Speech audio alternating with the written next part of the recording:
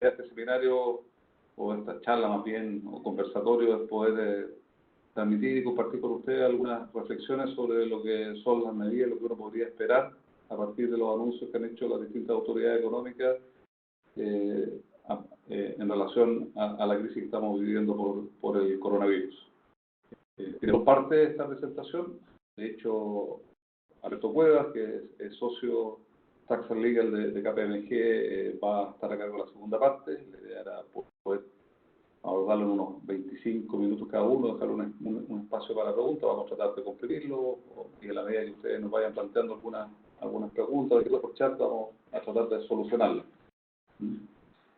Como estaba la presentación o la invitación que a ustedes les llegó, yo soy consultor, soy socio de una oficina consultora que se llama Pabellón y Asociados, Pabellón Olivares y Asociados. Hasta hace un par de años fui el último presidente de la Comisión para el Mercado Financiero y superintendente de ahorro y seguro. También tuve un paso por los otros reguladores en la superintendencia, en la ex superintendencia de Banco e Instituciones Financieras. Voy a plantearles y a mostrarles lo que es lo que voy a desarrollar con ustedes. Por favor, vayan también señalándome si lo pueden ver bien. Como les digo, una presentación rápidamente de mi parte para después dejarle a Alberto Cuevas todo lo que tiene que ver con el alcance y la evaluación de lo que se puede esperar a partir de las medidas en el ámbito tributario.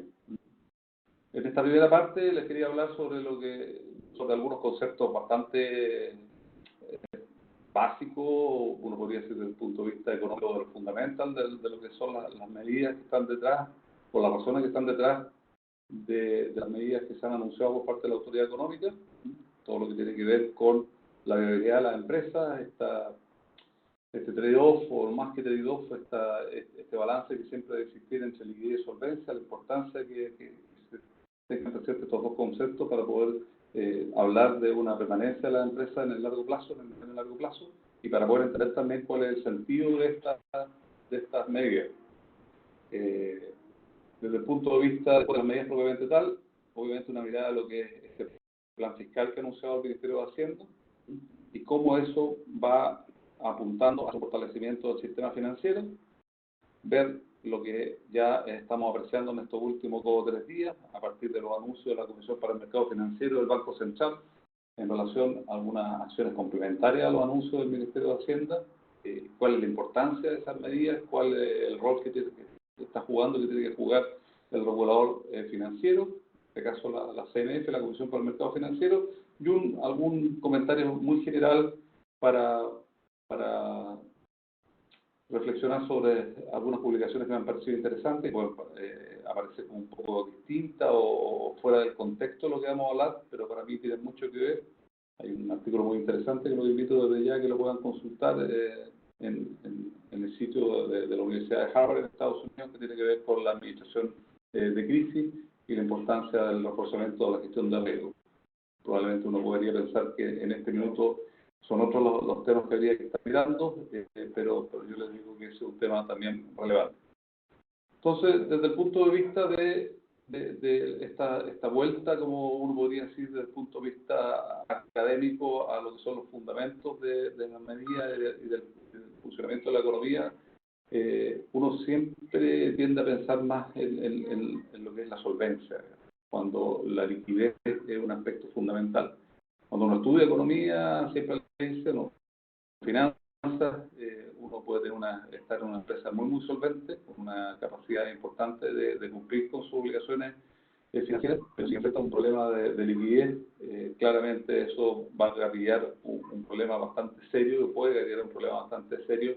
y por lo tanto la solvencia definitiva de la empresa también se puede ver en cuestión. Por más que haya capacidad de pago a largo plazo, que los activos estén sanos, si no hay una adecuada administración financiera y de la liquidez, esas empresas pueden estar en serio riesgo de desaparecer. Y por lo tanto, cuando uno revisa el plan que ha anunciado el gobierno desde el punto de vista de este plan económico fiscal, de un plan súper potente, como ustedes lo han estado viendo seguramente, un plan de alrededor del 5% del Producto Interno Bruto. Uno puede entender por qué hay este énfasis tan importante en lo que tiene que ver con la liquidez y el funcionamiento del el adecuado funcionamiento del sistema financiero, de la cadena de pagos, como le gusta hablar a los economistas, particularmente a quienes están a cargo de las decisiones políticas monetarias en el Banco Central. Si ustedes ven este artículo esta entrevista que le hicieron al ministro Briones el fin de semana, donde aparte de señalar como señal potente de que se ha privilegiado tirar toda la carne a la parrilla, se han puesto todas las herramientas a disposición, hace una bajada bien interesante en esta segunda parte de la entrevista, donde dice que el desafío ahora es evitar que esa crisis económica se transforme en una crisis social y financiera. Claramente acá lo que se está apuntando entonces es a poder fortalecer y resguardar que el sistema financiero funcione adecuadamente. Y eso con todos los riesgos y los costos políticos que tiene, digamos, de que muchas veces, y esta no ha sido la excepción, muchas de los ciudadanos, las personas que están sufriendo, probablemente como ustedes también, que están a cargo de la toma de decisiones en empresas, de la decisión de si desvincular o no desvincular personas, de negociaciones con los sindicatos, con los trabajadores para ver si hay que hacer recortes de salario o no salario, queda la sensación de que probablemente se está privilegiando la situación de las grandes empresas y de los bancos, de las instituciones financieras en desmedro de las pymes o de las personas naturales. Pero lo que está detrás de esto, lo que quiero conversar con ustedes, es que claramente para que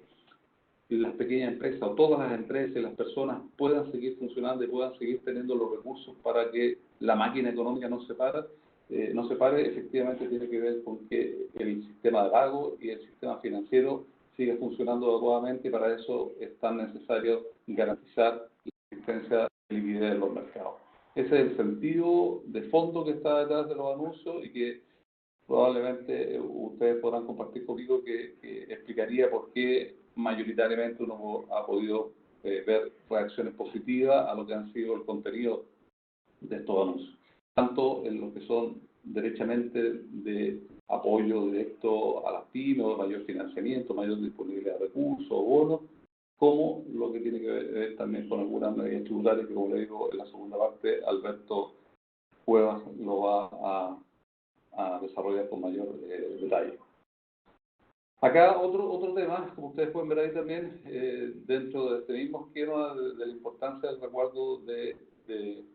lo que es el funcionamiento del sistema financiero y cómo eso en definitiva repercute en el funcionamiento y en la viabilidad de todas las empresas, grandes, medianas y pequeñas, y de las personas y de su capacidad de seguir funcionando. Es importante el rol que también cumplen los reguladores financieros, el Banco Central. Si ustedes miran y den una vuelta, esto no es nada complicado, es un tema que es bastante fácil de ir más allá de lo que uno podría esperar. 2 veces al año el Banco Central de Chile, el último informe que publicó, está ahí en la página web del Banco Central, emite un informe de estabilidad financiera donde da a conocer algunos parámetros, indicadores que hablan de la salud de la economía y particularmente del sistema financiero.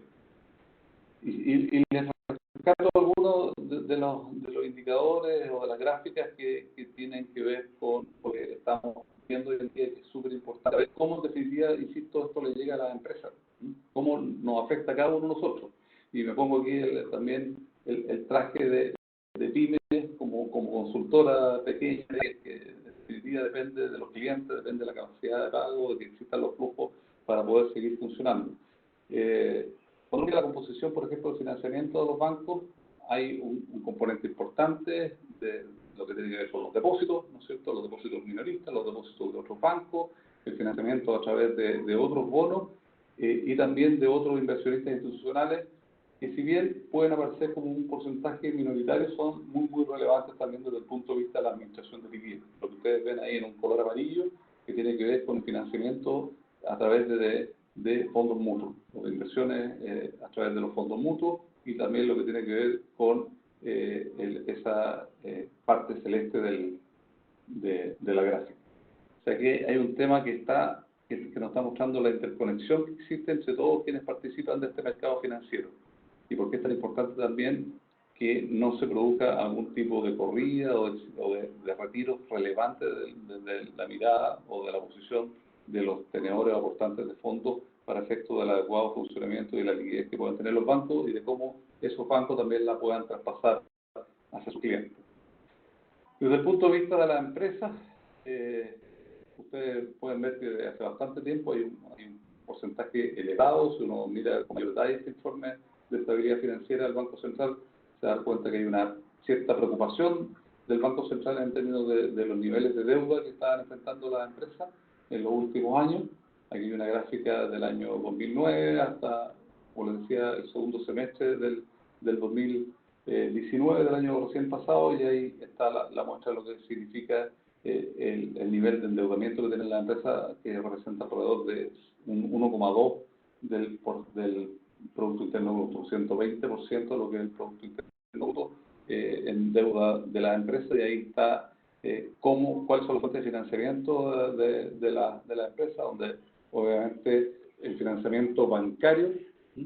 es un componente relevante. En esto que está con color amarillo, el porcentaje mayoritario del financiamiento bancario. Hay también un porcentaje relevante de financiamiento a través de bonos locales y otras fuentes externas que están bien complicadas en este minuto de estrechez. Hay también en el último tiempo hay cómo ha ido evolucionando, producto de las estrecheces que se habían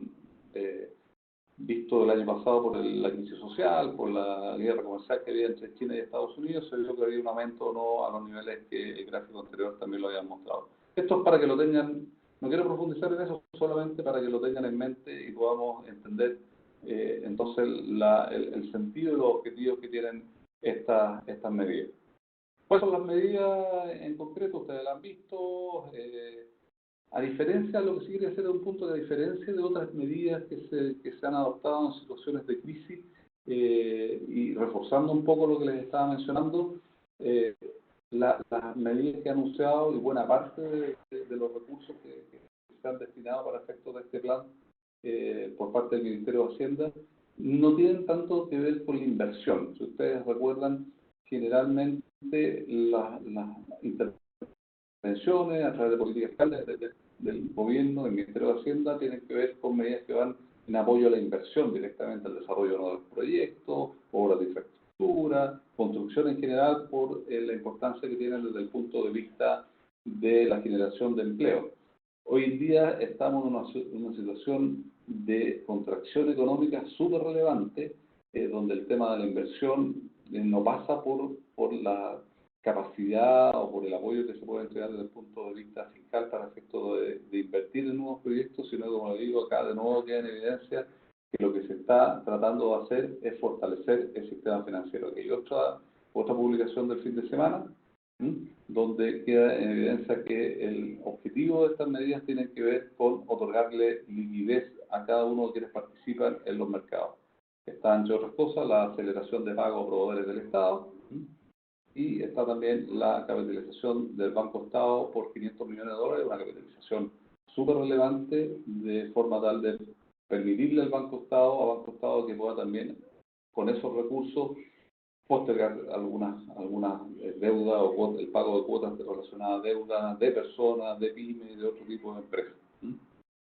Ese, de nuevo, la razón de ser o el objetivo que claramente está detrás de estas medidas que ha anunciado el gobierno. ¿Cuáles son estas medidas? Y en eso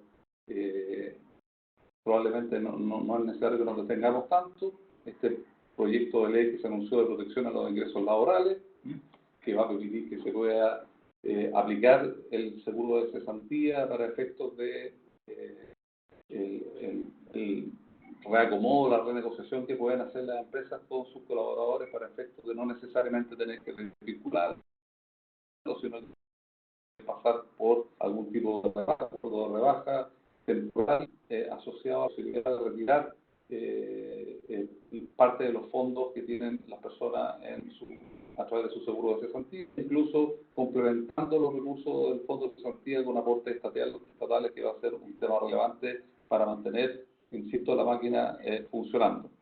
Después hay una urgencia del proyecto de ley de protección del empleo, que se puso en discusión inmediata, eso se está trabajando, en la reducción de la laboral, que tiene que ver con flexibilidad, también con un aporte en lo que es en la compensación en los recursos del Fondo de Cesantía Solidario. Desde el punto de vista de el bono de subsidio familiar,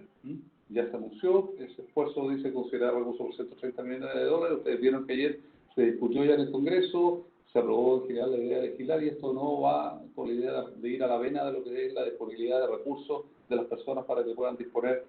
de los dineros necesarios para poder seguir funcionando, seguir comprando las cosas básicas, poder responder a sus obligaciones financieras. Y también se establece la creación de un fondo solidario por 100 millones de dólares destinado a atender emergencias sociales derivadas de las caídas de ventas del microcomercio. Una parte también complementaria con lo que es la medida de capitalización, básicamente de lo que es ¿cómo se llama? El Banco Estado. Todo eso, como digo, apunta a la vena de lo que es la necesidad de recursos financieros frescos por parte de todos los actores, particularmente de las pymes y de las personas naturales. Obviamente hay todo un esfuerzo adicional que se tiene que hacer con las medianas empresas y también con la gran empresa, que a pesar de que tienen mayores alternativas de financiamiento, también dependen de que sigan funcionando las medianas empresas y las pymes, y que las personas tengan recursos para poder seguir haciendo sus compras, su consumo, sus inversiones necesarias y básicas. Y por lo tanto, hay un grupo de medidas que apuntan al fortalecimiento de esto y al traspaso de recursos financieros hacia las personas, hacia las pymes, y hay una serie de otras medidas que pasan por la posibilidad de que las medianas y grandes empresas también puedan seguir accediendo y acceder a mayores financiamientos por parte de las instituciones financieras. Y ahí es donde viene el rol que tiene tanto directamente la Comisión para el Mercado Financiero como el Consejo de Estabilidad Financiera, que aquí yo le estoy apuntando, digamos, en lo que esta última reunión de urgencia que tuvo lugar hace algunos días, entre todos, que la integra, donde está, aparte del Ministerio de Hacienda y la CMF, el Banco Central y la Superintendencia de Pensiones participando en la reunión, justamente para poder coordinar cuáles son ese tipo de medidas. No me cabe ninguna duda que a partir de esta reunión también surgieron varias de las medidas que están contenidas en ese plan fiscal que anunció el Ministerio de Hacienda a fines de la semana pasada. Pero desde el punto de vista de cómo estas cosas, buena parte de estas medidas se materializan, tenemos que también ver qué pasa con las medidas que va tomando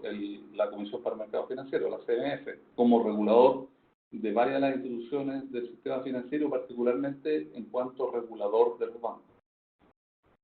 No sé si alguno de ustedes habrá escuchado o leído el fin de semana, fines de la semana pasada, fue y viene algunas declaraciones del vicepresidente del Banco Estado, de personeros de la Asociación de Bancos, que justamente reclamaban sobre la adopción de algunas medidas de flexibilización de parte de la CMF y justamente apuntaban a este tipo de cosas. O sea, no basta con la inyección de recursos por parte del Ministerio de Hacienda hacia el sistema financiero, sino se complementan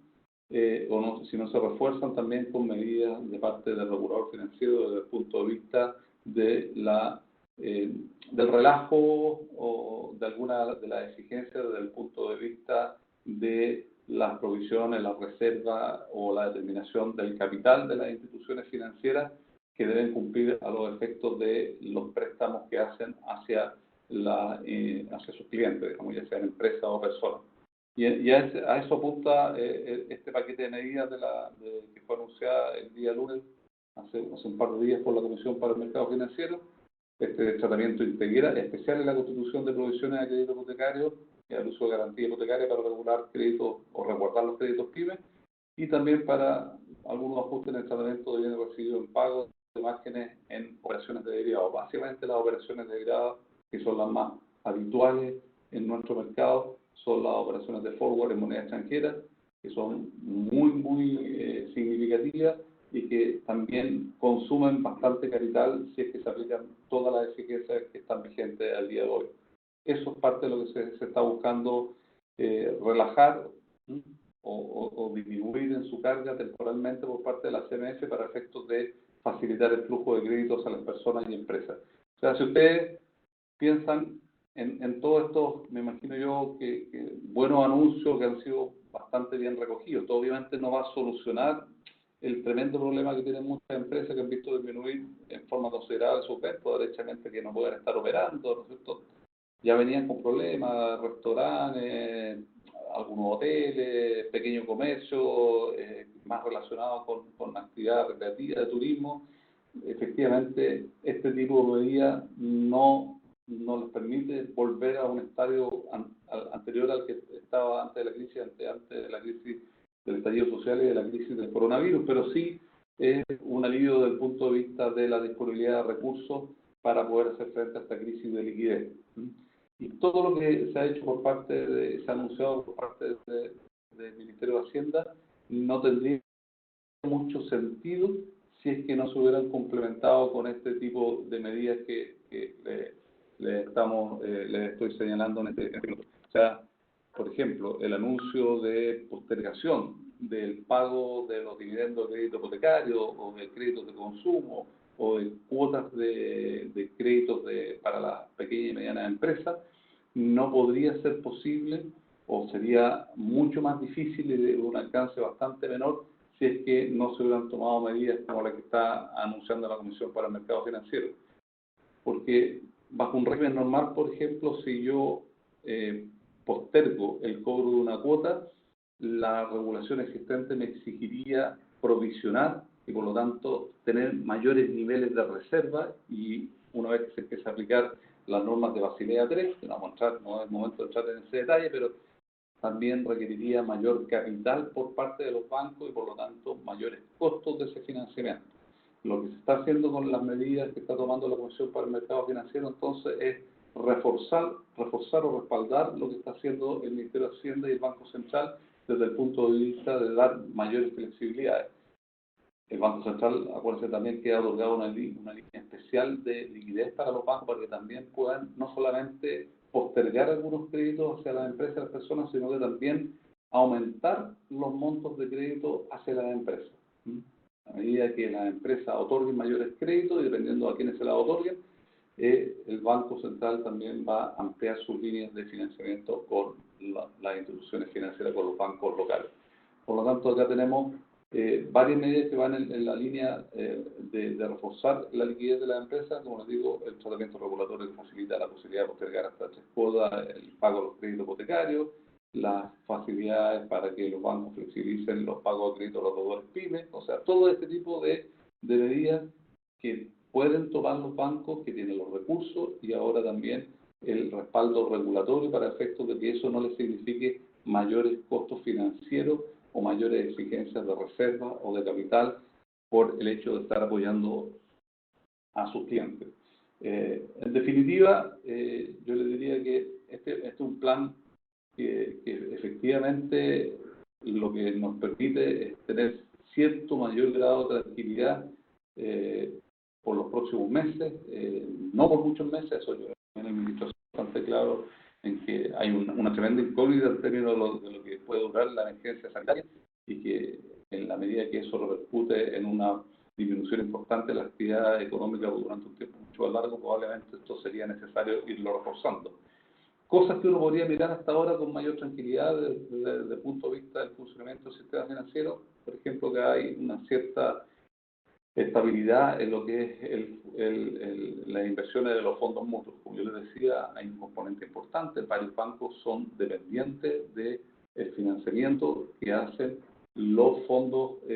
mutuos, los fondos de inversión a través de la inversión en depósitos a plazo, que son financiamientos directos para la liquidez de las instituciones financieras y a través de eso de la liquidez de todos los clientes de los bancos. Por lo tanto, ahí hay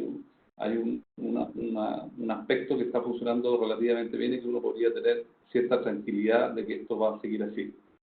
Sin perjuicio de todo eso, para dejarle ya la palabra a Alberto y no cederme yo y no pasarme el tiempo, reiterándole el agradecimiento por su atención y su asistencia, es que hay que darse un tiempo también para ver, yo sé que es difícil porque hay muchas cosas que preocuparse, el tema de la crisis obviamente es un tema que hay que ir evaluando, los planes de continuidad, hay que ir viendo qué se hace con la caja en el día a día, cómo se le paga la remuneración a las personas, cómo se puede seguir haciendo negocio, pero yo creo que no hay que olvidarse, por eso les mencionaba ese artículo que salió hace pocos días en la página web de la Universidad de Harvard, entre muchos otros que han salido, obviamente de repente cuesta enfocarse en cuáles mirar o cuáles no mirar, pero uno podría pensar de que no hay tiempo para ver el tema de la administración de crisis y poder hacer, aunque sea un esbozo de planificación de cuáles son las cosas y cómo ir enfrentando cada una de las dificultades que se están planteando a propósito de esta doble crisis, estallido social y ahora de coronavirus. Yo creo que hay que darse el tiempo para volver también a los aspectos esenciales de lo que debe ser una adecuada gestión de riesgos. Hay que tratar de poner la mente fría, los pies bien en la tierra y decir, bueno, ¿cuáles son los escenarios que se están dando? Yo he tratado en estos pocos minutos de darle una pequeña presentación en lo que tiene que ver con el funcionamiento de la economía y del sistema financiero, particularmente por la relevancia que esto tiene en la viabilidad de cualquier emprendimiento, cualquier empresa, sea pequeña, mediana o grande, pero también hay que ir viendo, bueno, qué es lo que va a pasar de aquí en más,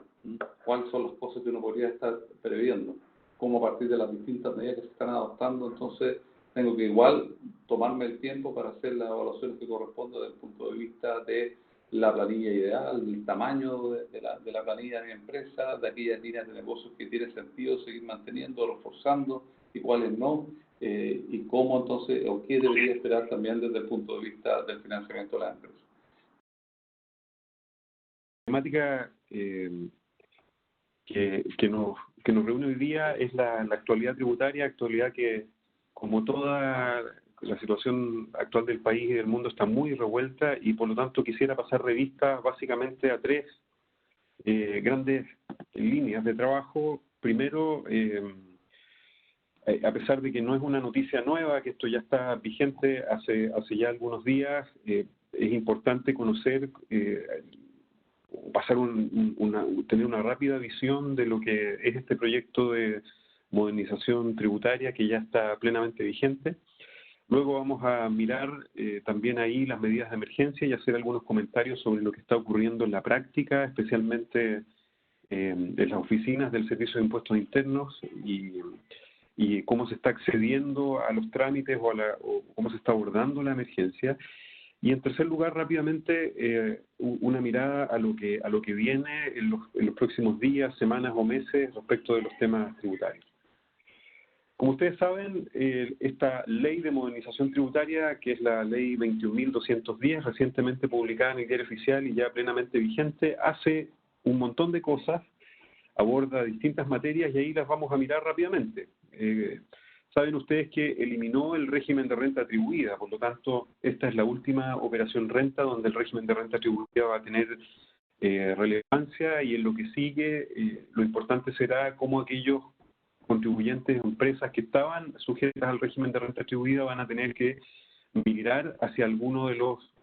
nuevos regímenes que establece esta ley de modernización, que en realidad, de nuevo, tienen bastante poco porque básicamente son variantes de lo que ya existía con algunos cambios importantes, desde luego, pero no muy distintos. Lo otro que la ley fue establecer como régimen general, especialmente para las empresas, el régimen de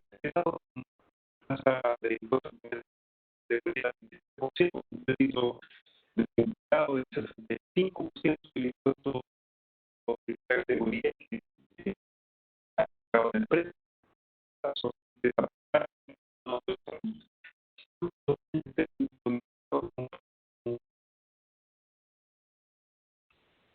Alberto, estamos teniendo algunos problemas con el audio.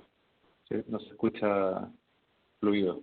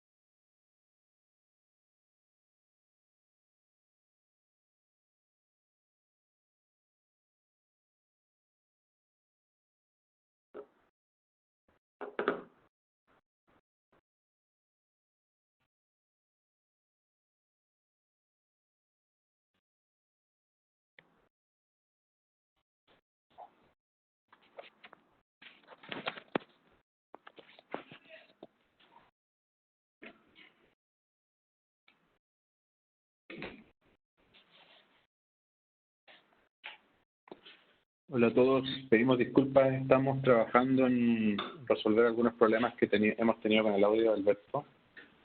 Nos dan unos minutos, por favor.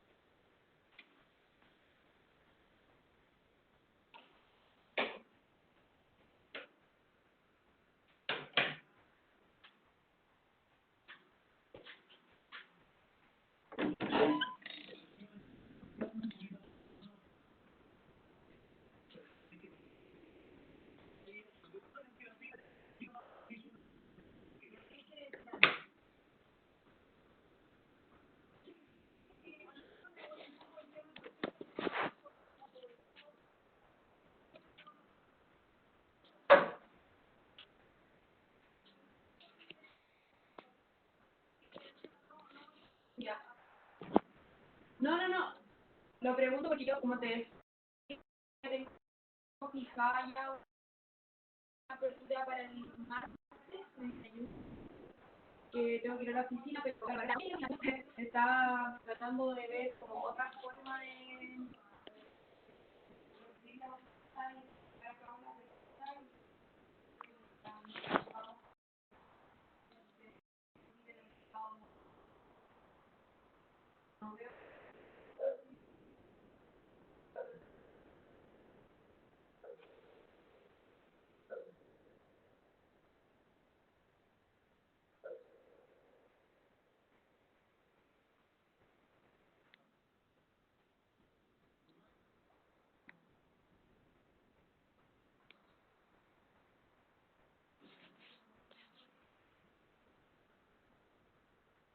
Alberto, ¿nos escuchas?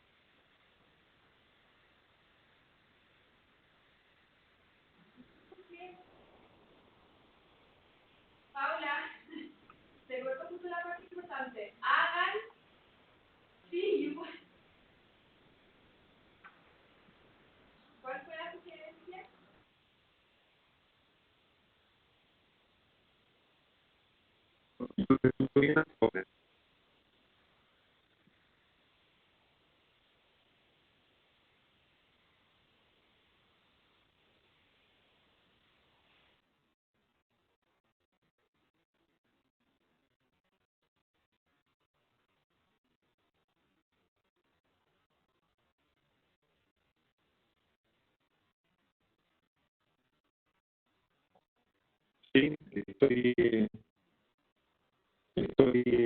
yo lo sigo escuchando, y no sé si ustedes...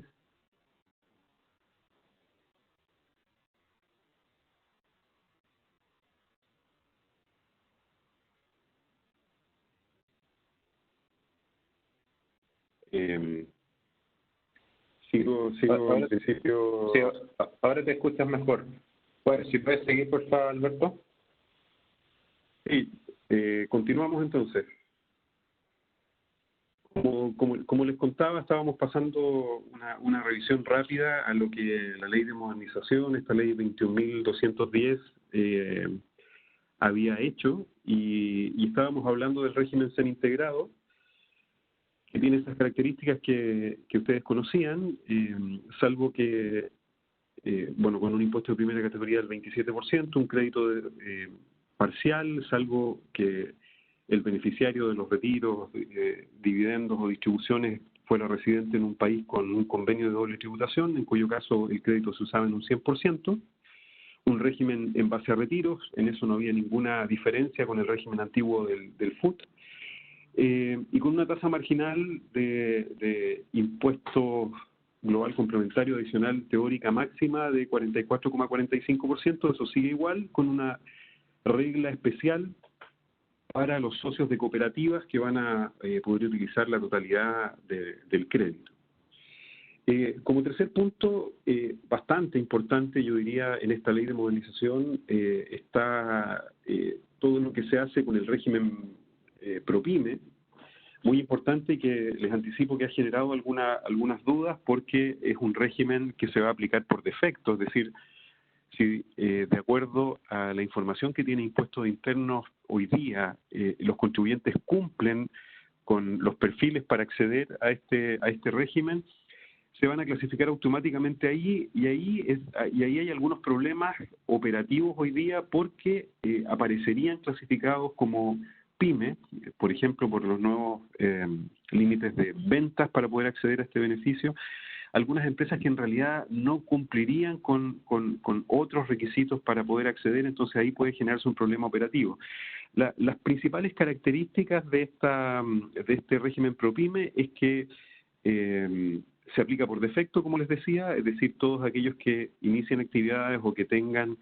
ventas o requisitos de capital de acuerdo a los nuevos límites van a quedar inmediatamente clasificados como pymes y por lo tanto tributando de acuerdo a este régimen. Es bastante importante y masivo porque teóricamente se espera que un 97% de las empresas a nivel del país queden clasificadas en este régimen PYME y por lo tanto tributando de acuerdo a estas reglas, lo que equivale más o menos a en torno a 1 millón de empresas en el país. Entonces este régimen va a ser de muy, muy extensa aplicación. ¿Y cuáles son sus principales características? Bueno, como ustedes sabían, este régimen que está en el artículo 14 ter, permitía acceder a aquellos contribuyentes que tenían ingresos por ventas en el ejercicio de hasta 50.000 UFs, y hoy día se amplía hasta 75.000 UFs. La tasa del impuesto de primera categoría en este régimen es de un 25%.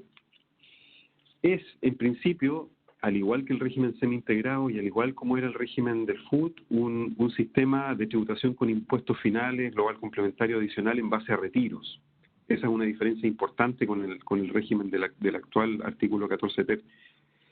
Y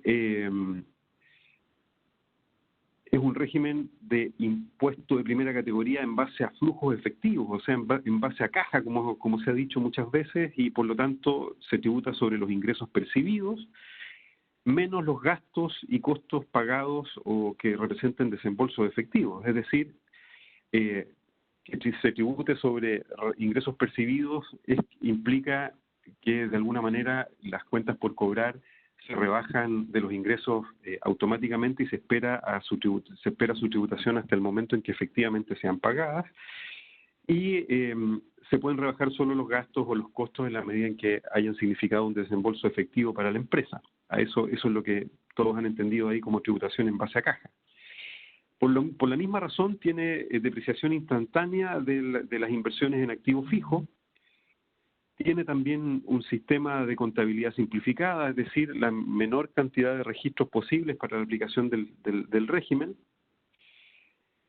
Y tiene una tasa preferencial también de PPMs y un régimen especial de transparencia fiscal. La transparencia fiscal en este caso significa que si voluntariamente se opta por esa alternativa, la empresa no va a pagar el impuesto de primera categoría, sino que van a pagar eventualmente el impuesto global complementario los socios, accionistas o dueños de esta empresa directamente, dándose como crédito los pagos provisionales mensuales que hubiese podido hacer la empresa durante el año. Esto es bien importante y, de acuerdo a los datos del gobierno, más o menos un 50% de estas empresas, es decir, prácticamente 500.000 compañías, empresas, empresarios a nivel del país van a poder acceder a este beneficio de la transparencia fiscal, porque sus tasas de global complementario de impuesto final son iguales o inferiores a la tasa del impuesto de primera categoría. Por lo tanto, eventualmente todo su impuesto se va a cumplir con los PPM y no habría en ese caso obligación de pagar impuesto adicional al que ya se ha cubierto durante el año con los pagos provisionales de la empresa. Esas son las principales características de este régimen ProPyme.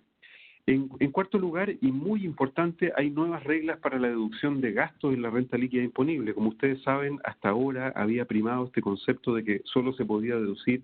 los gastos necesarios para producir la renta, y hoy día eso cambia porque se estimó que ese concepto de necesario, en el sentido de que es imprescindible, ineludible, gastos que no se puedan evitar y que por lo tanto cualquier otra situación hacía dudar respecto de la posibilidad de rebajarlo en la renta líquida disponible. Hoy día se pasa más bien a un criterio que tiene dos características principales. Una, que se trate de gastos del giro, o sea, que tengan alguna relación con el giro del negocio. Y en segundo lugar, que potencialmente o tengan la aptitud de generar algún tipo de renta, pero que no obligatoriamente tengan esta relación de ineludibles, imprescindibles, obligatorios que tenía la norma vigente hasta antes de esta reforma. Eso hace que se flexibilice, por lo tanto, la deducibilidad de los gastos. En quinto lugar, también hay un cambio importante en el artículo 21, que es el famoso impuesto a los gastos rechazados, pagados o que hayan significado desembolsos efectivos por parte de la compañía. El espíritu de esta norma era básicamente desde sus orígenes, por allá por la reforma del año 84, en que no se pasaran a través de gastos cantidades que en realidad eran retiros o desembolsos en favor de los dueños de las mismas compañías. Eso había ido mutando con el tiempo, pero el espíritu de la norma era ese. Entonces, de alguna manera, con esta reforma se vuelve a esa lógica. Entonces, si hay un gasto pagado o que significa un desembolso efectivo, pero que no va en beneficio de los dueños o de algunas personas relacionadas a los dueños de la compañía, empresarios o socios, no se va a aplicar el impuesto de castigo, el impuesto sanción, como han llamado algunos del artículo 21, que es bastante gravoso, aun cuando, si no se cumplen con estos nuevos requisitos para deducir los gastos, ese gasto no sea aceptado para efectos de la determinación de la renta líquida disponible. Entonces ahí también hay un cambio muy importante. Hay otras reglas de gastos bien importantes en esta reforma. Por ejemplo, respecto de los incobrables. Aquí se establecen criterios nuevos y en el fondo, si el deudor no es una entidad relacionada con el empresario o con la empresa, y ha pasado un año desde que ese crédito, digamos, está vigente y no se ha podido cobrar por la compañía, ese crédito incobrable va a ser rebajable como gasto para la empresa. Es decir, se utiliza más bien un criterio de lógica, de razonabilidad de mercado. Si yo no pude cobrar y no le pude cobrar a alguien que no es relacionado, ese crédito vencido este plazo de un año desde que no se ha podido cobrar, se va a poder rebajar como gasto. También hay reglas especiales respecto de aquellos bienes de la empresa que no se puedan comercializar, ¿cierto? Esto ya existe hoy día respecto de ciertos productos que se han hecho incomerciables y que las compañías pueden donar o regalar o entregar para que sean utilizados especialmente por personas de escasos recursos o instituciones que prestan ayuda a ese tipo de personas. Se fortalece ese régimen y se permite la deducibilidad o el castigo de todas esas mercaderías, de todos esos bienes que ya no pueden ser utilizados de acuerdo a criterios razonables por la compañía y que son destinados a personas sin fines de lucro o a personas de escasos recursos. También reglas especiales respecto del sueldo patronal. Ahora, en general, se va a permitir la deducción como gasto del famoso sueldo patronal, ¿cierto? Esta remuneración que el propio empresario o que los socios accionistas se fijan cuando desarrollan actividades directamente en la propia empresa, y el requisito esencial para esto es que sean sueldos patronales de acuerdo a parámetros de mercado, y cumpliéndose ese requisito van a poder deducirse como gasto. También hay algunas reglas especiales para el traspaso de trabajadores en el contexto de reorganizaciones empresariales, reconociendo, por lo tanto, en las nuevas compañías que reciben a esos trabajadores que vienen de otras compañías del mismo grupo, las indemnizaciones ahí por años de servicio que venían arrastrándose en esas compañías. También hay reglas especiales para gastos de responsabilidad social empresarial, por ejemplo, aquellos que tienen que ver con mitigar situaciones que puedan afectar el medio ambiente o a las comunidades en que están emplazados los negocios. Se flexibiliza también la deducibilidad de esos gastos, y también cosas bien importantes respecto de lo que se conoce como responsabilidad objetiva de las compañías, es decir, cuando yo tengo que pagar alguna indemnización por alguna razón, pero que no hubo dolo ni culpa en mis acciones, esos gastos de responsabilidad objetiva van a poder ser deducidos. Por ejemplo, las compañías que prestan servicios básicos domiciliarios, cuando no ha habido una disponibilidad por algún periodo de tiempo, por ejemplo, del servicio de luz o del servicio telefónico, etcétera, la ley establece que, comprobado que no ha habido disponibilidad de acceso, la compañía tiene que indemnizar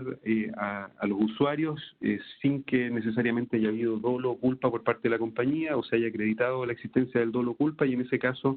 esos gastos de responsabilidad objetiva, esas indemnizaciones van a poder ser rebajadas. Lo mismo cuando haya algún tipo de cláusula que implique una indemnización. Cuestión que hoy día es bien discutida y en general se trata de gastos rechazados en que la jurisprudencia de impuestos internos ha hecho aplicación del impuesto único del artículo 21, eso se flexibiliza también.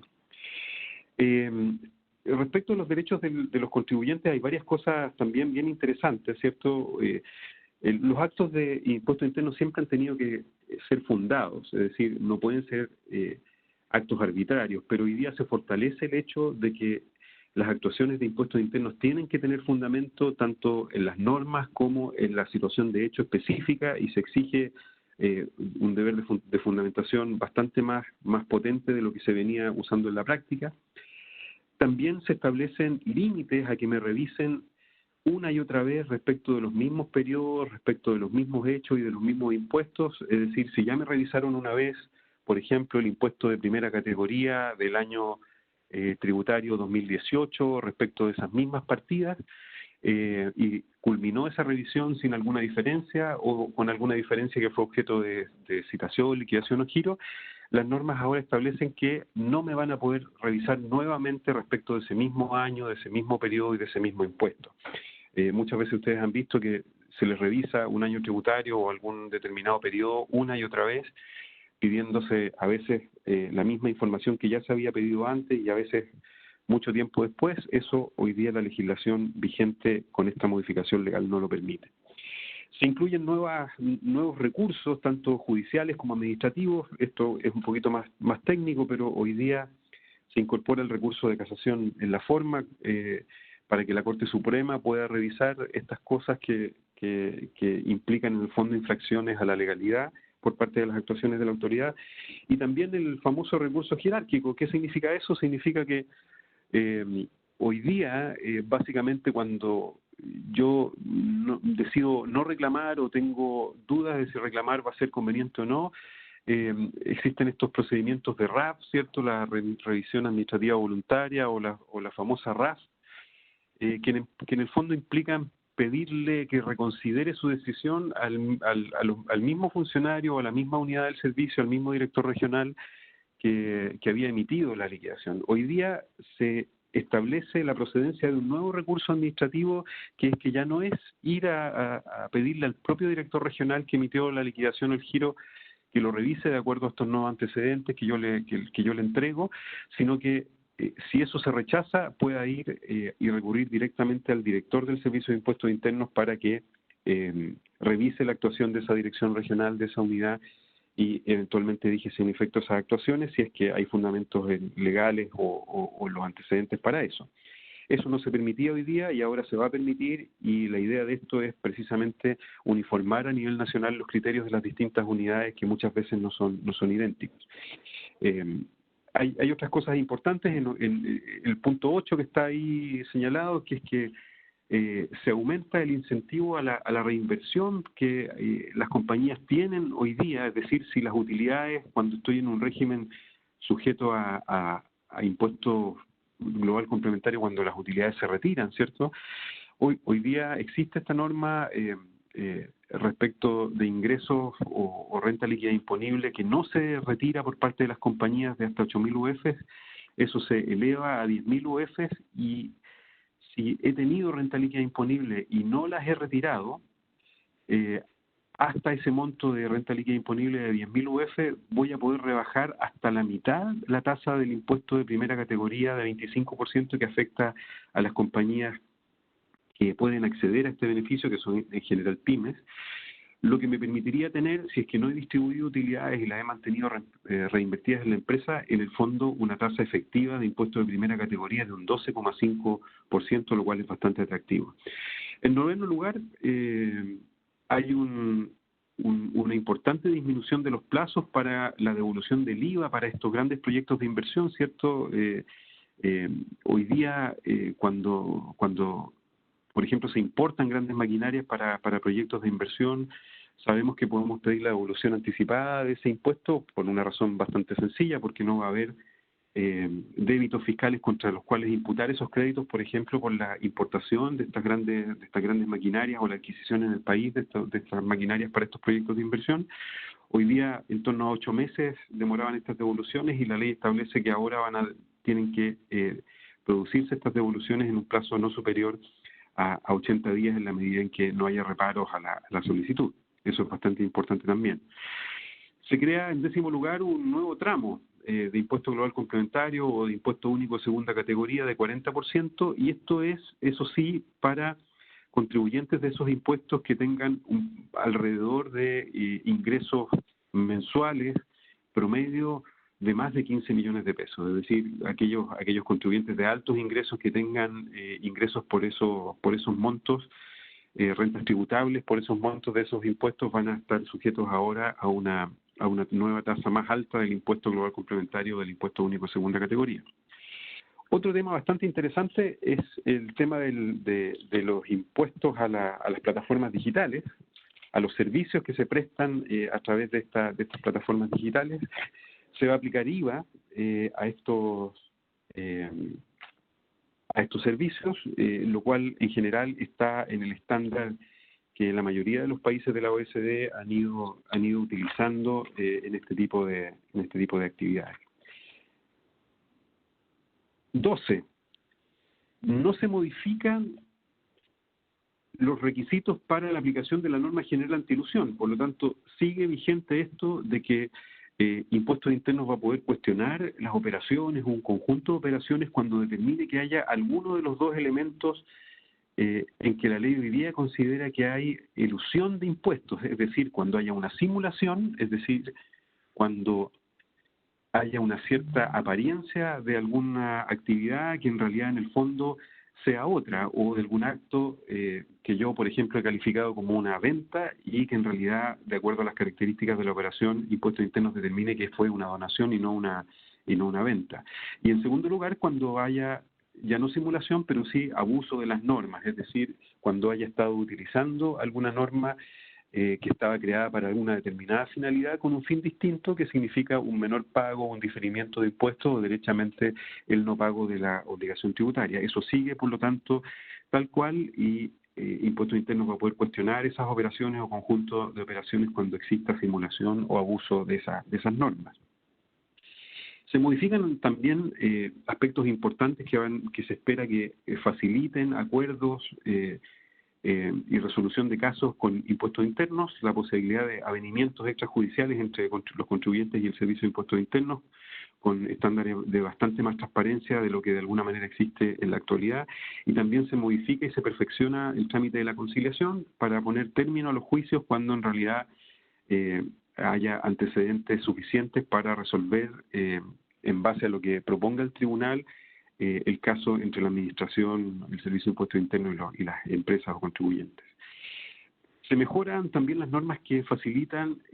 la interacción digital, esta comunicación digital a través principalmente de la página web del Servicio de Impuestos Internos y los contribuyentes a través del sistema de carpeta electrónica y las notificaciones por correo electrónico. Se masifica el uso de la boleta electrónica. Y aquí quería destacar rápidamente, a partir del número 17, cosas que están en este proyecto de modernización y que fueron las últimas que se agregaron con motivo del acuerdo entre el gobierno y los senadores de la Comisión de Hacienda. Un grupo de medidas bien interesantes en beneficio de los adultos mayores, ¿cierto? Aquellos adultos mayores cuyos ingresos los lleven al tramo exento del impuesto global complementario o del impuesto único, ¿cierto? Aquellos adultos mayores que sean beneficiarios de pensiones y que estén en el tramo exento, van a estar exentos del impuesto territorial respecto de los inmuebles que tienen. Esto es muy, muy importante para nuestros adultos mayores. Y los que estén en el segundo tramo de impuesto global complementario, y aunque sean contribuyentes del global o del impuesto único por sus pensiones o por sus trabajos, ¿cierto? Van a tener una rebaja del 50% en ese tramo del impuesto territorial. ¿Y quiénes van a poder usar estos beneficios? Bueno, se requiere que el avalúo fiscal de los inmuebles que tienen estos adultos mayores sea de hasta 128 millones, ¿cierto? Se aumenta este beneficio que hoy día existe y que era en torno a los 75 millones hasta 128 millones, y cuando tienen más de un inmueble, el límite sube desde los 100 millones vigentes aproximadamente en la actualidad a 171 millones de avalúo fiscal. Y desde luego se incorporan normas que no existían y que generaban un problema con la aplicación de los reavalúos, que es que estas cantidades son reajustables. Muy importante beneficio, alivio para adultos mayores. La famosa sobretasa en el número 18 de este nuevo impuesto, ¿cierto?, al patrimonio inmobiliario, está en el artículo 7 bis de esta ley y aplica respecto de bienes raíces inscritos al 31 de diciembre del año anterior, es decir, al 31 de diciembre del año 2019. Es un impuesto anual que se paga en cuotas, en las mismas cuotas que se están pagando las contribuciones actualmente, y tiene un tratamiento tributario especial para las empresas. Y es básicamente un espejo de lo que ocurre hoy día respecto de la posibilidad de deducir como gasto o utilizar como crédito, especialmente para inmobiliarias y empresas constructoras, el impuesto territorial. Este impuesto especial va a poder ser deducido como gasto o rebajado como crédito, con los mismos requisitos que hoy día se puede rebajar como gasto o deducir como crédito el pago de las contribuciones. Como ustedes saben, rige a partir de este mismo año, 2020, y se aplica por tramos, que están ahí descritos en la presentación, sumando un avalúo total con todos los inmuebles que tenga esa persona, esa entidad, esa empresa, ese fondo de inversión, ese contribuyente. Y tiene una exención especial para las pymes y también para los fondos de pensiones. No sé si ustedes saben, pero los fondos de pensiones pueden invertir en este tipo de activos, y por lo tanto, si se aplicaba este impuesto respecto de los inmuebles que estaban en propiedad de los fondos de pensiones, eso de alguna manera afectaba la rentabilidad de los fondos de pensiones para las personas que en el futuro iban a acceder a la pensión, y por lo tanto se estableció una exención también para los inmuebles que están en propiedad de los fondos de pensiones. También se establecieron en el 19 nuevos requisitos que hacen más exigente para los fondos de inversión poder tener los beneficios de la Ley Única de Fondos. Se exigen ahora no 4, sino que 8 aportantes no relacionados y con un límite de un 20% de participación respecto de cada uno. Por lo tanto, se hace más exigente los requisitos para acceder a los beneficios de esa legislación. También hay un nuevo límite para el beneficio de los inmuebles que podían acogerse al DFL2, ¿cierto? Y este límite implica que se me van a sumar ahora al límite de 2 inmuebles por persona natural en los que se reciban por herencia. Por lo tanto, si yo tenía ya 2 y recibo un tercer inmueble por herencia, ese inmueble recibido no va a poder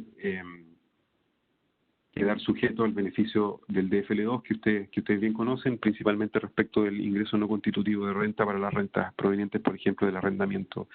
de esos inmuebles. En el 21, ahí también se establecen restricciones y nuevos requisitos para la posibilidad de utilizar contratos de market maker en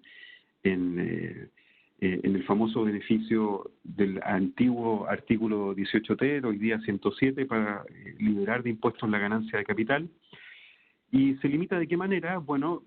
se van a poder utilizar estos contratos que buscan de alguna manera que las compañías que se están abriendo a la bolsa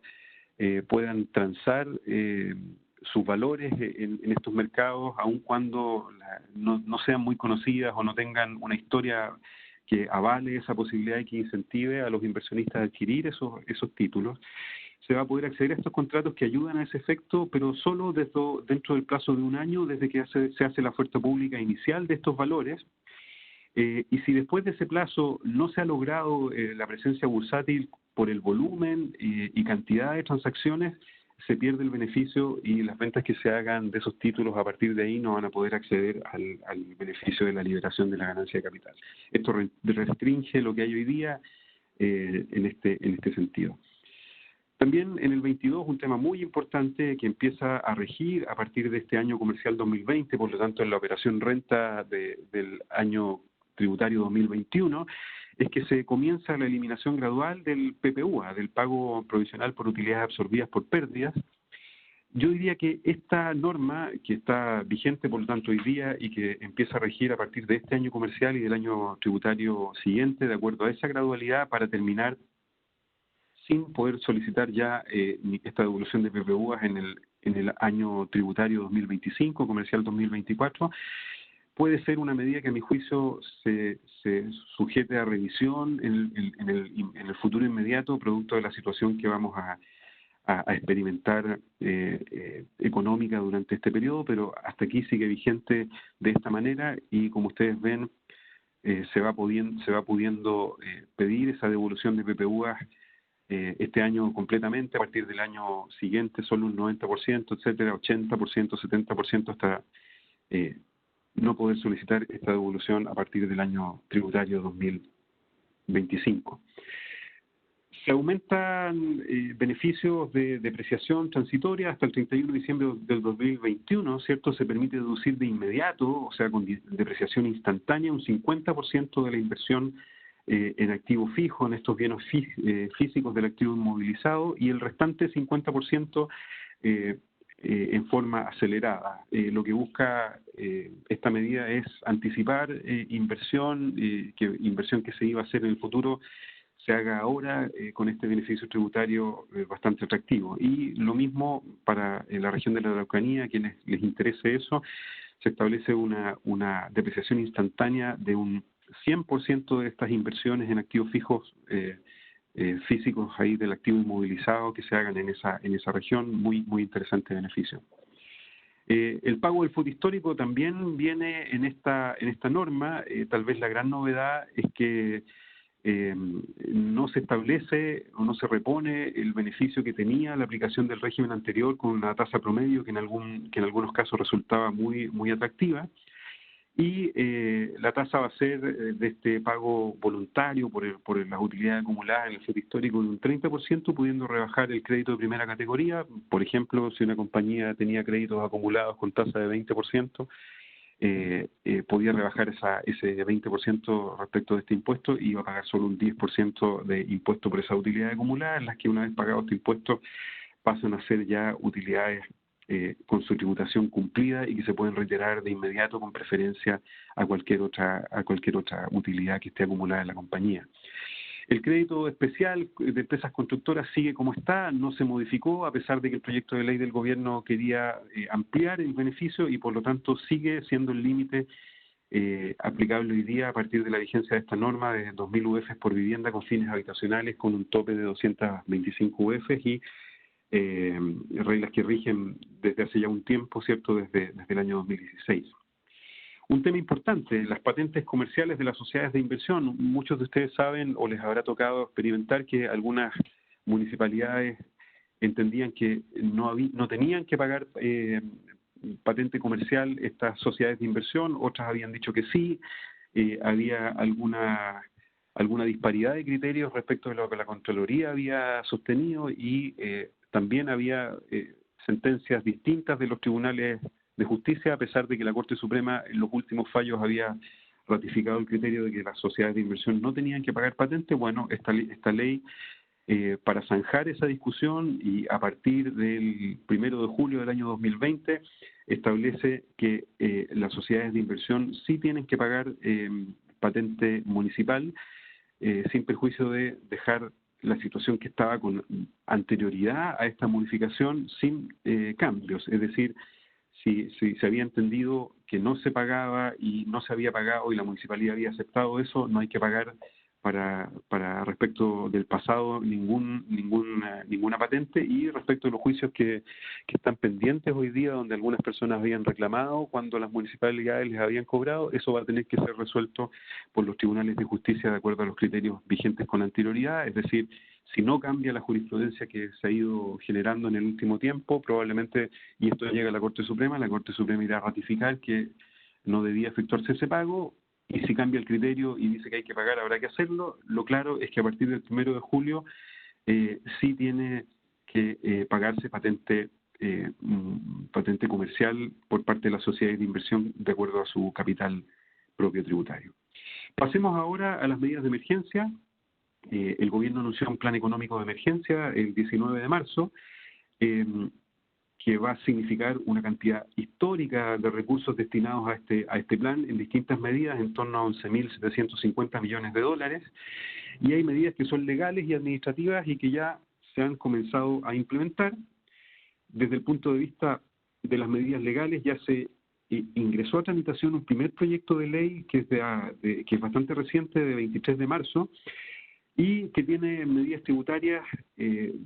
bastante importantes, diría yo, respecto del tema del financiamiento. Se reduce por un plazo de 3 meses a 0% la tasa del impuesto de timbre y estampillas. En total, esto, según los cálculos del gobierno, son como 420 millones de dólares que se van a dejar de recaudar producto de la no aplicación del impuesto de timbre y estampillas a los créditos que se pidan a partir del 1 de abril, fecha de vigencia que tiene esta norma de ser aprobada como ley, que seguramente lo va a hacer y seguramente también muy rápido. Esto es bien importante porque las compañías ya están evaluando alternativas de financiamiento, considerando esta rebaja a 0% del impuesto de timbre y estampillas, porque en operaciones de crédito importantes o en colocaciones de bonos o en reestructuraciones de financiamientos importantes puede ser muy grande el monto de ahorro de impuestos, sobre todo considerando incluso, que seguramente habrán comentado con Carlos en su presentación, que el Banco Central ya aprobó medidas donde hay una rebaja sustancial de las tasas de interés, y si las tasas de interés siguen bajando, la combinación de estas dos medidas, la no aplicación del impuesto de timbre y estampillas más tasas de interés atractivas, hacen que eso pueda ser muy importante en la evaluación de esas compañías. Solo les dejo como comentario ahí que hay un bono extraordinario, ¿cierto?, para las personas beneficiarias de los subsidios familiares y también para personas o familias que son beneficiarias de un sistema de seguridad y oportunidades creados por una ley que está ahí citada, pero tributariamente lo importante en esto es que se trata de un bono que no es imponible ni tributable, por lo tanto las personas que lo reciban no tienen que pagar imposiciones ni nada por el estilo, ni impuestos por esos montos. Respecto de la baja del impuesto de timbre y estampillas, yo ya les decía que en general todos los impuestos de la ley de impuesto de timbre y estampillas se van a cero a partir del 1 de abril de este año y hasta el 30 de septiembre, ambas fechas incluidas, es decir, a partir ya de la próxima semana, ¿cierto? Y hasta septiembre, hasta fines de septiembre, no se va a aplicar impuesto de timbre y estampillas. Y ahí hay unas reglas especiales que establece el proyecto que todavía no se ha aplicado, pero que da cuenta de la aplicación en cada una de las situaciones particulares. Seguramente les va a quedar ahí a disposición esta presentación para que puedan mirar el detalle de la aplicación de este impuesto con tasa cero de timbre y estampillas. Hay otras medidas que se han anunciado que, por ejemplo, para trabajadores independientes, ¿cierto? Aquellos que tienen que emitir boletas, se va a implementar una devolución anticipada del impuesto global complementario y además se les van a devolver las retenciones por sus boletas de honorarios que se hayan practicado en el mes de enero, en los meses de enero y febrero de 2020. También se va a liberar de la obligación de pagos provisionales mensuales por los meses de abril, mayo y junio de 2020 hasta ahora, de acuerdo a cómo se están previendo estas medidas, pero ojo, aquí muy importante, la liberación es para el pago de estos PPM, pero igual habría que declarar estos PPM durante esos periodos, es decir, voy a tener que igual hacer el trabajo de determinar estos pagos provisionales, hacer la declaración y solo me voy a liberar del pago de estos PPM durante esos meses, lo cual significa una complicación operativa para las personas que van a tener que estar trabajando en estas cosas durante este periodo en que seguramente va a ser difícil la operación de las áreas contables o de finanzas de las compañías. También hay una postergación de IVA para empresas con ventas anuales inferiores a 350.000 UF, es decir, el monto es bastante importante. Muchas compañías van a poder acceder a este beneficio. Y se refiere al IVA de los meses de abril, mayo y junio, ¿cierto? Y se pagaría en hasta 6 o 12 cuotas a partir del mes de julio de 2020. Es decir, no es una exención del pago de IVA por esos periodos, sino que solo una postergación de pago sin reajustes, sin multas, sin intereses y que debiera operar por esos meses. También va a haber una devolución anticipada del impuesto de primera categoría a partir de esta operación renta a las pymes. Y esta es una de las razones por las cuales no se implementó por parte de la autoridad una petición que hizo el Colegio de Contadores y varias entidades que estuvieron pidiéndole postergar la operación renta, porque la única forma de anticipar esa devolución es que las compañías presenten su declaración y la idea es que en el mismo mes de abril, para las compañías que logren presentar su declaración y tengan derecho a devolución, se pueda implementar esta devolución por parte de impuestos internos. Va a haber una postergación para aquellas compañías pymes, ¿cierto?, que determinen un impuesto a pagar por parte en esta operación renta 2020 y que, de nuevo, solo es una postergación del pago y no de la declaración. Por lo tanto, me van a ampliar el plazo para pagar hasta el mes de julio de 2020, pero de todas maneras habría que, dentro de los plazos de la operación renta, hacer la presentación de la declaración. También va a haber una postergación del pago de la cuota trimestral ahora del mes de abril de las contribuciones para empresas con ventas menores a esos 350.000 UF. Desde el punto de vista de los convenios de pago de tesorería, también para las pymes y personas de menores ingresos, a partir del mes de abril se van a flexibilizar estos pagos y por lo tanto la política de aplicación de multas e intereses por parte de la tesorería. Y recientemente también nos enteramos que hubo una postergación de bastantes pocos días, en realidad, para la presentación de todas las declaraciones juradas de la operación renta 2020. Y esa postergación depende de la declaración jurada, puede ser hasta el 27 de marzo, es decir, hasta fines de esta semana, o hasta el 3 de abril, según el caso, y ahí están en la lámina las resoluciones exentas de impuestos internos que establecen el plazo en que hay que presentar cada una de estas resoluciones. Esa información también está en la página del servicio. Como ustedes ven, de esto se deduce claramente que que no se aceptó la petición de muchas personas, de muchas empresas, de muchos gremios de postergar la operación renta, y la justificación que hay detrás de todo eso es que al postergarla se habría postergado también la posibilidad de devolver anticipadamente los montos que tienen derecho a percibir rápido las pymes y las personas contribuyentes de impuesto global complementario. La autoridad optó por esta segunda alternativa, pero esto no quiere decir que vaya a ser fácil la implementación de la operación renta de este año, y no cabe ninguna duda que muchas empresas, sobre todo pequeñas y medianas, van a tener muchas dificultades para poder revisar sus antecedentes y presentar correctamente su devolución. Los que logren hacerlo van a poder acceder a los beneficios de las devoluciones anticipadas. Ahí hay otras medidas que rápidamente quería comentar con ustedes, ¿cierto? Hay una autorización ahora vía Internet para folios de boletas exentas y boletas afectas, presentación de documentos para trámites básicos a través de la plataforma del servicio, flexibilización de las reglas para los contribuyentes que estén en procesos de fiscalización, para entregar los antecedentes a través del expediente electrónico, y los trámites ahí en este link que está ahí copiado para que ustedes lo tengan y que está en la página del servicio, respecto de todos los trámites que se pueden hacer en línea y sin necesidad de concurrir a las oficinas. También se va a autorizar facturas electrónicas a contribuyentes de bajo riesgo y con situaciones pendientes. Hoy día no se estaba autorizando la emisión de esos documentos y por lo tanto se flexibiliza estas normas por parte de impuestos internos para poder emitir documentación electrónica, y los contribuyentes que tengan citaciones con plazos pendientes y que no hayan podido asistir van a ser contactadas, ¿cierto?, para continuar sus procesos de fiscalización a distancia sin que tengan que concurrir y sin dejar constancia de esa inconcurrencia en su hoja de vida, para efectos de que no haya consecuencias negativas para los contribuyentes. ¿Cuáles son los próximos pasos? Ustedes saben y habían escuchado que el gobierno había anunciado que iba a implementar una comisión de trabajo para dos cosas: para revisar exenciones y regímenes especiales, y en segundo lugar para fijar una hoja de ruta que permitiera, con análisis técnicos de distintos expertos, organismos internacionales, evaluar propuestas de modificaciones tributarias futuras. A mi juicio, estas dos cosas, que si bien aún no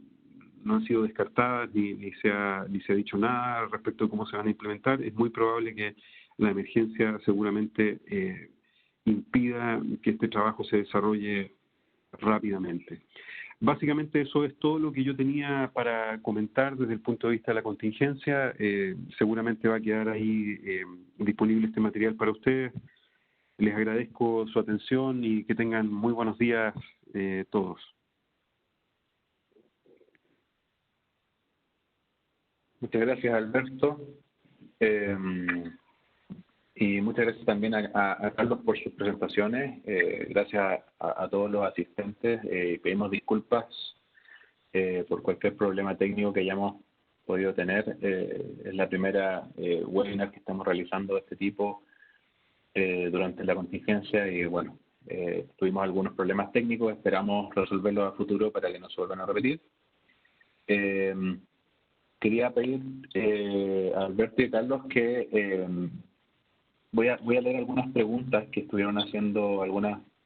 de los participantes en el chat, a ver si me pueden ayudar a responder algunas de ellas.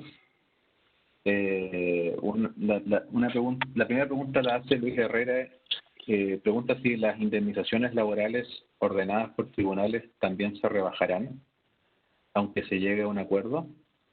No sé, dice Alberto, ¿tú tienes algo de noción respecto a esa pregunta? Como les decía, en general, a pesar de que todavía no se ha liberado jurisprudencia de impuestos internos bien precisa sobre esto, mi impresión es que cuando se haya generado esos pagos, de acuerdo a los criterios generales nuevos que establece la legislación, que básicamente son la relación con el giro, y que estos montos no sean calificados como excesivos y no haya ninguna razón para estimarlos que son distintos a los que cualquier empresa habría pagado en situaciones normales de mercado. esas indemnizaciones debieran empezar a poder reducirse como gasto, salvo obviamente que hayan sido ordenadas en virtud de la existencia de algún tipo de negligencia o dolo por parte del empleador. Si no ha sido así, mi impresión es que ese tipo de indemnizaciones y otras que cumplan con estas características especiales van a poder ser deducidas como gasto en la medida en que se cumplan esos requisitos. Hay que esperar ahí que dice impuestos internos, pero mi impresión es que también va a haber una flexibilidad importante por esa línea. Muchas gracias, Alberto. Después tengo una pregunta de Javier Lineros, que pregunta respecto a los servicios digitales, que antes no pagaban IVA y que ahora comienzan a pagar. Lo que piden, si podríamos darle algún ejemplo, por favor, respecto a este tema. Sí, dos cosas bien simples. Hay algunas compañías que prestan servicios digitales que han establecido sus operaciones directamente en Chile a través de compañías locales y por lo tanto esas empresas ya estaban pagando sus obligaciones tributarias de acuerdo a las normas generales, pagando el IVA, incluso pagando impuesto a la renta por esas rentas y por lo tanto ahí no hay ninguna diferencia. Pero cuando estos servicios se presten a través de plataformas que están situadas fuera de Chile y que por lo tanto no haya una presencia de la compañía local, existe la obligación ahora de que se recargue el IVA en la remuneración por el servicio que se está prestando a través de estas plataformas digitales en el extranjero, por ejemplo, el caso de Netflix o servicios de esa naturaleza. Y ahí las modalidades de cobro de ese impuesto van a depender de lo que se haya podido implementar, ya sea a través de una declaración directa que estas plataformas implementen o a través de algún tipo de retención que haga el intermediario que está interactuando con el cliente y con esta entidad en el exterior para efectos de materializar los pagos. Perfecto, muchas gracias, Alberto. Y finalmente, la última pregunta que tengo también de Javier, esta es abierta para ambos. Dice, ¿cómo se ve el panorama de aquí a octubre para las pequeñas empresas? Actualmente tengo una tienda de materiales dentales y las ventas se han visto afectadas en un 90%. ¿Algún consejo?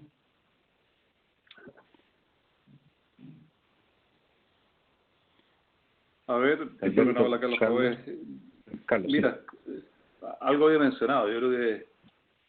el panorama todavía tiene mucho más de incertidumbres que de certeza en términos de cuándo se va a poder empezar a pensar algún tipo de reactivación. Quizás igual que en el resto de las medidas que se están tomando en relación a la crisis sanitaria propiamente tal, hay que mirar hacia afuera. En China, digamos, en la provincia de Wuhan, todo esto, después de 4 meses recién se está empezando a retomar la actividad económica. Hoy día, por ejemplo, si uno mira lo que es una declaración del presidente de la Asociación de Empresarios de la Cámara Chilena de la Construcción, establecen que ya con la caída que se preveía en la actividad de la construcción se profundizó mucho más. O sea, partiendo de una base de una caída del 7%, yo diría que hay ciertos sectores donde efectivamente de aquí a octubre lo que hay que tratar de hacer es mantener las condiciones mínimas de liquidez y probablemente restringir al máximo lo que son los desembolsos por otro tipo de actividad que no sean las estrictamente necesarias. Yo creo que son muy pocas las actividades económicas, que las hay, por supuesto, en que se están viendo beneficiadas con un mayor nivel de actividad, pero en el resto hay que tratar de refinanciar, aprovechar las facilidades que están dando desde el punto de vista tributario y financiero para poder postergar las obligaciones que se tenían y tratar de compartir lo que puede venir adelante. Yo creo que sería muy irresponsable decir que de aquí a 3-4 meses esto va a haber pasado. Sí, bueno, comparto la visión de Carlos en términos de los plazos. Yo lo hemos estado analizando con varias compañías y con varios profesionales y colegas de ustedes, y la verdad es que no se prevé una normalización antes de agosto o septiembre. Normalización, o sea, eso basado en, como decía Carlos, en la experiencia de lo que ha ido pasando en otros países. Pero la gracia es que tenemos esa visión de lo que ha ido pasando. Entonces, yo diría que hasta ahí la normalización no debiéramos esperarla antes que eso. Pero, como decía Javier en su pregunta, es bien importante que ustedes tengan en consideración la batería de medidas que pudieran utilizar y las usen. Yo, Javier, quisiera destacar lo siguiente. Primero, para una compañía como la tuya, que se dedica al rubro del suministro de materiales dentales, ¿cierto?, para consultas médicas que van a ser seguramente afectadas bastante por la imposibilidad de atender a sus pacientes. Hay, como destacaba Carlos, una batería de medidas de distinta naturaleza que yo las resumiría en 3. Las primeras son las flexibilidades que se están entregando desde el punto de vista de la liquidez y del financiamiento. Entonces, las distintas instituciones están estableciendo la posibilidad de acceder a recursos con tasas de interés históricamente bajas o incluso nulas y sin mayores recargos y con plazos flexibles. Entonces yo creo que ahí hay que buscar dentro de las baterías de financiamiento que van a estar disponibles para las pymes y eventualmente también a través de líneas de financiamiento de Corfo,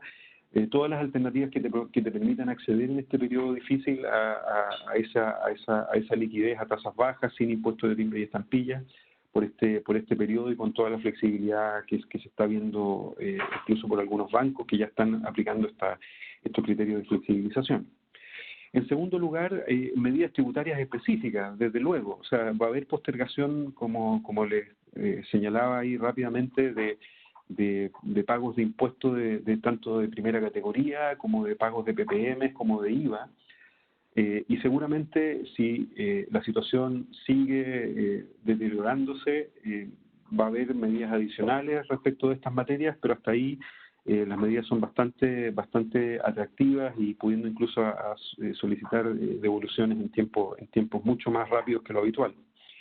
Y lo tercero es que hay también aspectos muy importantes también, sobre todo para las pymes, que tienen que ver con beneficios de naturaleza laboral. Y ahí yo,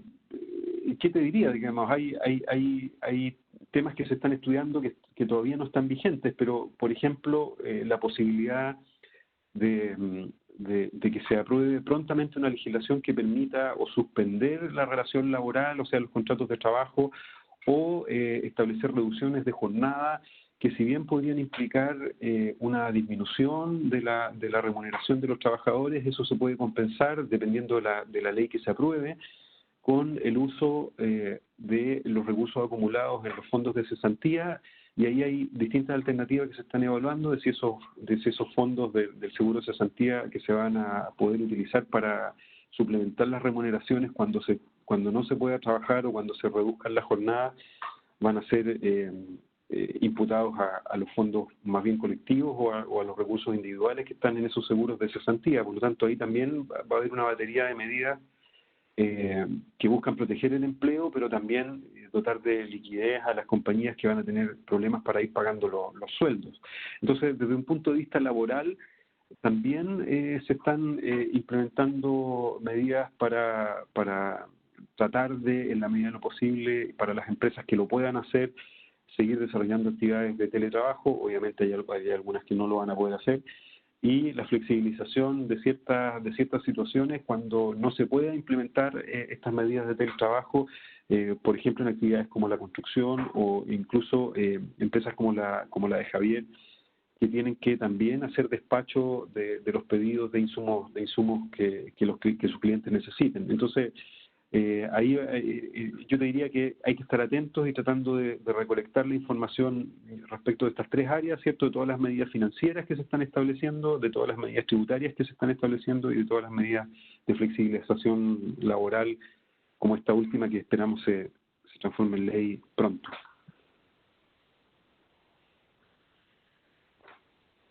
Muchas gracias, Alberto. Muchas gracias, Carlos, por la respuesta muy completa. Así que nada, considerando que no hay más respuestas, darle las gracias a ustedes por la presentación